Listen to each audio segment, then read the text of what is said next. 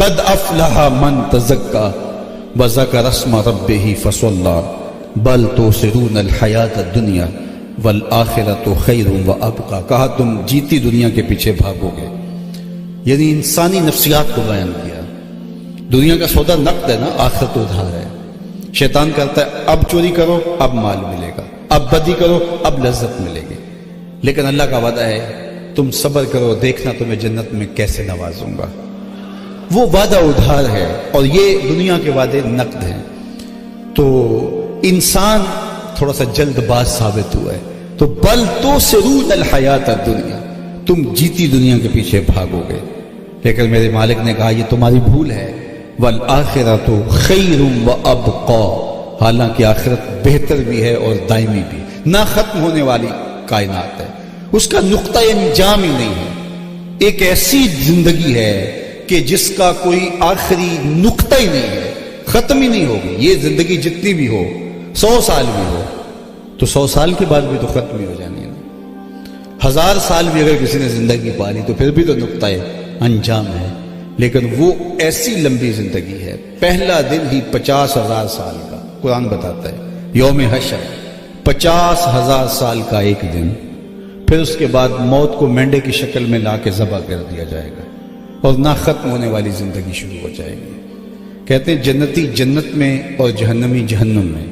جنتیوں کو ایک ہی خدشہ ہوگا کہیں موت نہ آ جائے اور یہ سب بہاریں چھن نہ جائیں، اور جہنمیوں کو ایک ہی موہوم امید ہوگی کہ کہیں موت آ جائے تو جان چھوڑ جائے.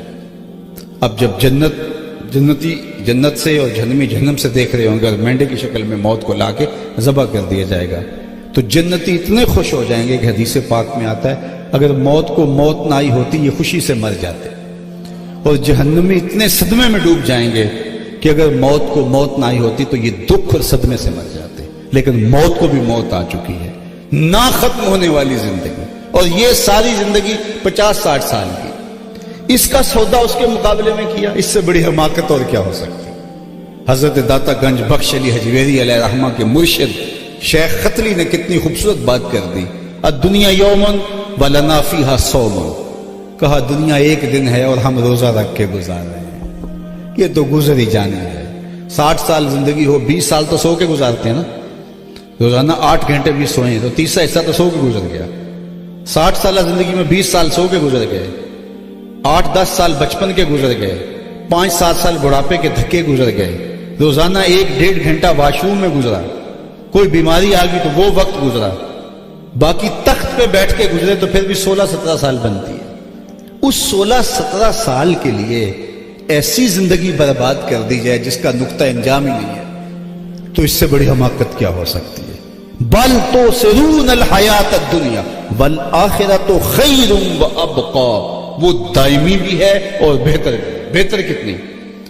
آپ کے شہر میں جو بہت بڑا جاگیردار ہوگا اس کی کتنی جائیداد ہوگی، کتنے مربع ہوں گے؟ 50 مربع زمین ہوگی، 600-700-800 ایکڑ زمین ہوگی. میرا خیال اس سے زائد تو نہیں ہوگی، شاید اتنا بڑا زمیندار نہ ہو. اگر کوئی ہو بھی 10 مربع 20 مربع 50 مربع 5-7-10 دیہاتوں کا مالک ہوگا، اس کو کہیں گے آپ یہ بہت بڑا جاگیردار ہے. لیکن جنت میں سب سے کم جگہ اس کو ملے گی جو سب سے آخر میں جائے گا. ایک حدیث میں آتا میرے حضور نے فرمایا کہ میں اس کا نام بھی جانتا ہوں، جو جہنم کے رگڑے سہ کے جو ہے وہ جائے گا. لیکن بہرحال بخاری کی روایت ہے کہ جب وہ جہنم سے نکالا جائے گا تو اللہ تعالیٰ اس کو کہے گا بتا تجھے کیا چاہیے. تو ظاہر ہے جو جہنم کے رگڑے سہ کے سب سے آخر میں نکلا ہے وہ سب سے بڑا گناہ گار ہی ہوگا. تو اس نے تو کوئی گناہ چھوڑا نہیں ہوگا، کوئی حسرت باقی نہیں اس کی رہ گئی ہوگی. لیکن پھر بھی اس کی جو حسرت ہوگی وہ عرض کرے گا مالک میں یہ چاہتا ہوں. اللہ کہے گا لکا ما تمنیت، جو تو نے تمنا کی جا تجھ کو دے دیا، اب جنت میں چلا جا. اچھا اس کو تو یہ آرزو ہوگی کہ جنت میں 3 مرلے کا جھونپڑا بھی مل جائے تو غنیمت ہے، چونکہ وہ جہنم کی تکلیفیں صعوبتیں اور اذیتیں سہ کے آیا ہوگا. سایہ دیوار جنت میں جگہ مل جائے وہ بھی کافی ہے، آراف میں جگہ مل جائے وہ بھی کافی ہے. چلو جنت میں چلے جائیں تو 2-3 مرلے کا جھونپڑا مل جائے تو کافی ہے. لیکن اللہ اسے کہے گا جا چلا جا، بخاری کی روایت، جا چلا جا جنت میں تیرے لیے اس دنیا سے 10 گنا جگہ ہے، 10 گنا جگہ، 7 بر اعظموں پر پھیلی ہوئی کائنات کو 10 سے ضرب دے، اتنی جگہ اس کو۔ اچھا جب وہ یہ سنے گا تو حدیث کے لفظ ہیں تو اس کی حیرت کی انتہا نہیں رہے گی، جس طرح وہ طوطے اڑ جاتے ہیں خوشی سے اور حیرت سے، استعجاب سے، تو وہ کہے گا اتسخر وانت الملک، میرے رب تو رب ہو کہ مجھ کو مذاق کر رہا ہے؟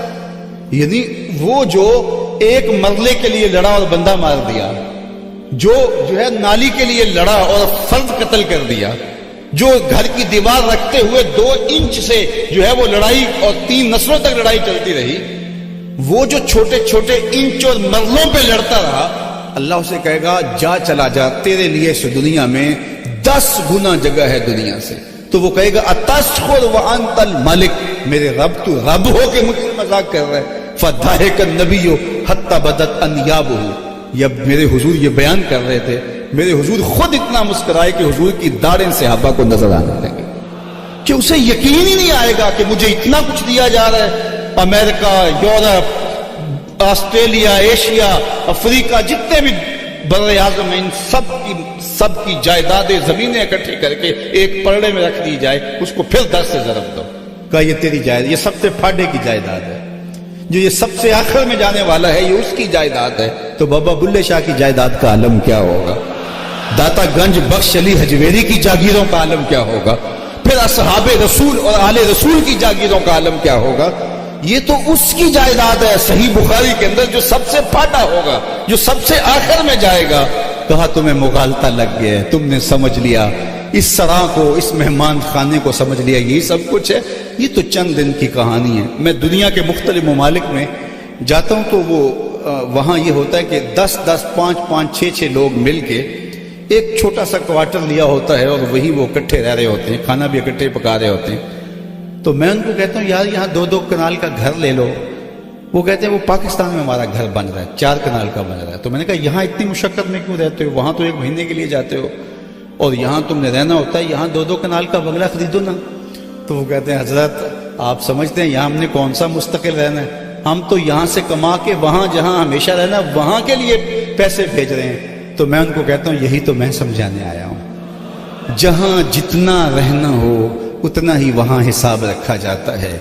یہ دنیا 4 دن کی ہے، یہاں ضرور رہو، یہ اچھا گھر بھی بناؤ، لیکن اصل گھر وہاں بنانا، اصل تمہاری کائنات وہ ہے، اصل جہان وہ ہے۔ والآخرۃ خیر وابقی ان ھذا لفی الصحف الاولی۔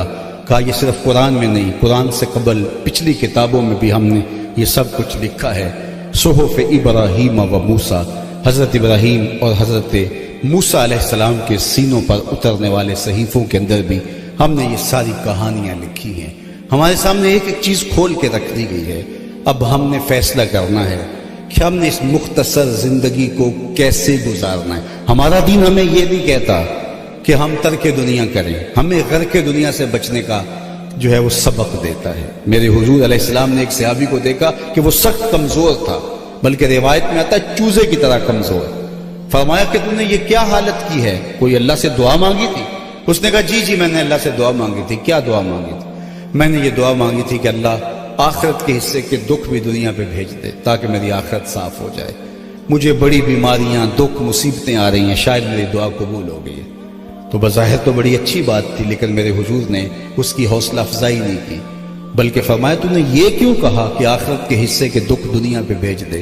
تو نے یہ کیوں نہیں کہا ربنا آتنا فی الدنیا حسنۃ وفی الآخرۃ حسنہ، اے اللہ میرا یہ جہاں بھی بہتر کر دے، میرا وہ جہاں بھی بہتر کر دے۔